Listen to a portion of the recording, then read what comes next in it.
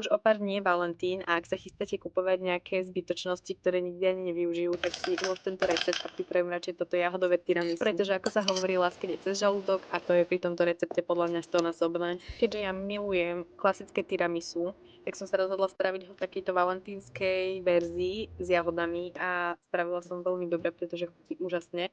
A ja som ho spravila len v takejto menšej miske, ale je to úplne na vás. Ak je vás v domácnosti viac, tak kľudne spravte tú veľkú klasickú verziu.